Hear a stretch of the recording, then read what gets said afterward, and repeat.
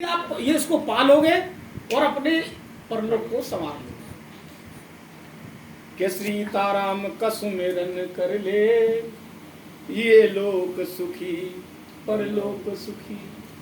श्री राम का सुमिरन कर ले, ये लोक सुखी परलोक सुखी। ये लोक सुखी परलोक सुखी, सिया राम का सुमिरन करता जा, ये लोक सुखी परलोक सुखी। दोनों लोकों में आपको सुख मिलेगा। ये लोक, अब लोक तो किसी ने देखा नहीं है, देखा है किसी ने? लोक किसी ने नहीं देखा।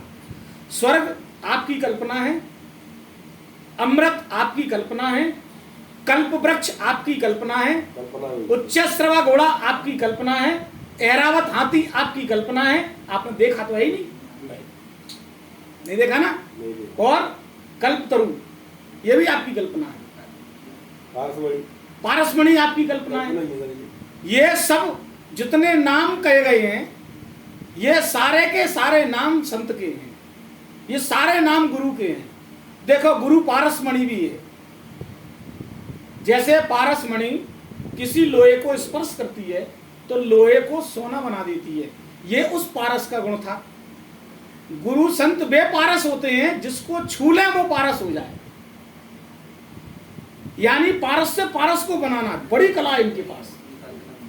एक बात, संत सदगुरु कल्प तरु हैं।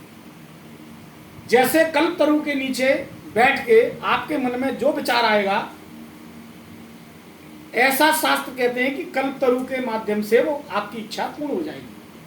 संत के श्री चरण में बैठ के आप जो इच्छा करोगे वो इच्छा भी आपकी पूरी हो जाएगी। ये कल्पतरु हर इच्छा को पूरा करते हैं, और केवल लौकिक इच्छा नहीं, ये पारलौकिक इच्छा तक की प्राप्ति कराने में सक्षम है और सबल है।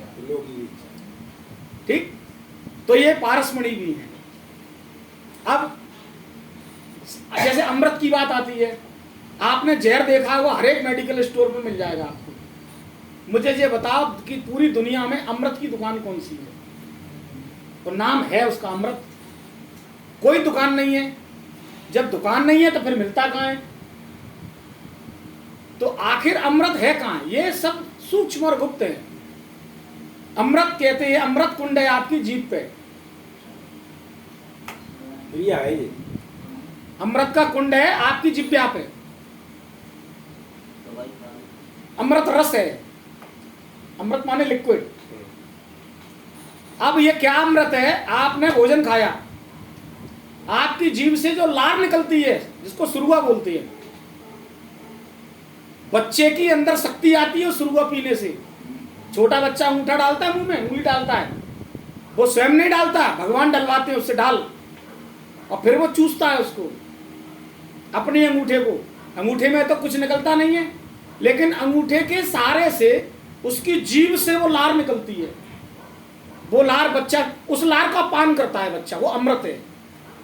बच्चे के मुंह से कभी कभी वो बाहर भी आ जाती है, वो लार उस बच्चे के लिए अमृत है। एक बात ये तो हो गया आपका द्रव्य सिस्टम। अध्यात्म में शब्द जो है जीभ से निकलता है वाणी के द्वारा, तो वाणी के द्वारा जो सत्शब्द निकलते हैं वे सारे सत्शब्द अमृत हैं। सत्संग रूपी शब्द आपने जो सुना वो अमृत का काम कर रहा है, आपके अंतःकरण में जाएगा, आपको अमर कर देगा। अज्ञानता के कारण आप मर रहे थे, ज्ञान जागृत हुआ, आपको समझ में आ गई कि मैं मरता नहीं हूं। अमर हो गए कि नहीं हो गए? टॉनिक नहीं है कोई जिसको कोई पिला के कहे कि मैंने अमर कर दिया। इसकी टॉनिक होती तो राम जी क्यों जाते? कृष्ण आए, कृष्ण क्यों गए? बड़े बड़े सूरमा, बड़े बड़े योद्धा, बड़े बड़े ज्ञानी, बड़े बड़े फक्कड़ सब गए। क्यों? क्योंकि ऐसा कोई अमृत नहीं है जिसको पीने के बाद ये देह ठहर जाए। क्योंकि विधाता ने, परमात्मा ने इसको बनाया ही नहीं है, इसको परिवर्तनशील बनाया है।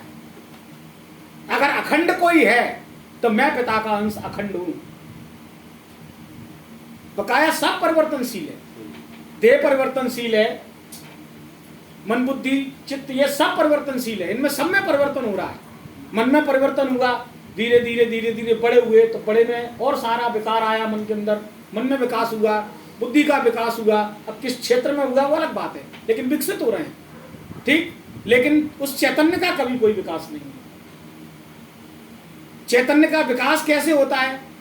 बोले चैतन्य का विकास तब होता है जब आप अपनी प्रज्ञा को जगाने के लिए कोई साधना करते हैं, वो आपके चैतन्य का विकास होगा। विकास क्या है चैतन्य का? बोले चैतन्य तो अपने आप में ही विकसित है। चैतन्य अपने आप में विकसित है। पहले वो बिंदु की तरह समझोगे, तब फिर वो विराट हो जाएगा। बिंदु ही विराट होता है। हम बिंदु और मेरा राम जी सिंधु, ये बिंदु जब सिंधु से जुड़ गया तो बिंदु कहाँ रहा? सिंधु नहीं हो जाएगा।